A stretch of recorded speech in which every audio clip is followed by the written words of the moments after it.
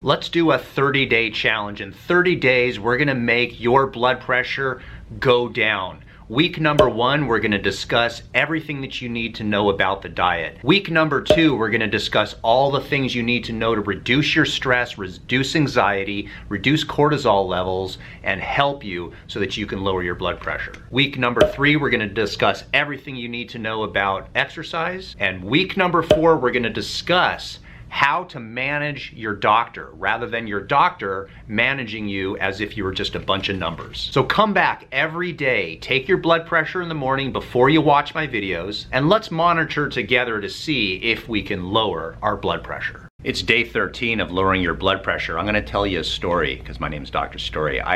This lesson I learned, I think I was about 6 or 7 years old, I don't remember, but one of my mother's family friends, one of her best friends, had a husband. And this husband, this was back in the 70s, had a heart attack. And he had open heart surgery, and they had to replace an artery with a vein that came out of his leg. He had a scar that went all the way, now this was a long time ago, mind you, a scar all the way from his neck that went all the way down to his ankle. This is how they did it back then. And that was some scary stuff. And I remember this guy. He wasn't a health nut by any means. He smoked cigarettes, stuff like that. So he had this crazy surgery where they literally took his entire body and just sliced him open like you're slicing open a fish. And when he got out of the hospital, he continued to smoke cigarettes. And I don't know why, why do we become who we are? Why am I a health nut? Was it because of this reason? Probably not. But I remember this, it stuck with me. And this was a long time ago. And I remember thinking to myself, or probably my parents said something and it just got in my head, that what does it take to change your lifestyle? I mean, a flippin' heart attack and open heart surgery didn't change this guy's habits. That's crazy. However, for the majority of people, once you've had a heart attack, that's your wake-up call. Are you gonna stop smoking cigarettes? Heck yeah.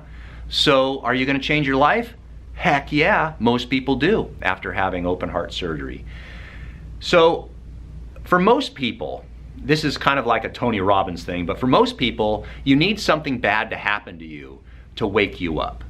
And it doesn't have to be this bad of a story for you. You can literally say to yourself, I want to avoid open heart surgery. I want to avoid a stroke. And so when it comes to changing your blood pressure, you could put something on the refrigerator, like a little sticky note or something like that, that basically says something to the effect of, get healthier, it's worth it. Many people, they need that wake-up call. We just had a friend, unfortunately, that had a health scare. Supposedly the blood sugar was like in the 900s, which I kind of didn't even believe. I didn't even think, how in the world can it be that high? I mean, we've heard of people, I've had patients that have had high blood sugar, but never that high. That's a wake-up call, man. So if your diabetes is getting out of control and your blood sugar is going up, what is the number? What is that magic number that forces you to change your lifestyle? And more importantly, what we need to do is we need to say to ourselves, why wait for that negative thing to happen? Why not have it happen in our mind and let it influence us today?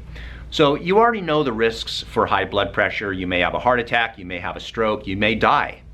Or you may be on multiple medications for the rest of your life and never get off them, and all the side effects of all those medications are just how you're gonna live the rest of your life. Is that worth it? Try to scare yourself into submission. And remember that for a lot of people, emotionally, it takes the crumbling of a city to think of how to build it back up. So if you are curious if there are any natural solutions to lowering your blood pressure, there is. Probably the most effective one is magnesium. Any type of magnesium that you take will probably affect your blood pressure. Some will affect it more than others. Right now I'm going to list for you here a number of different magnesiums that you can possibly take.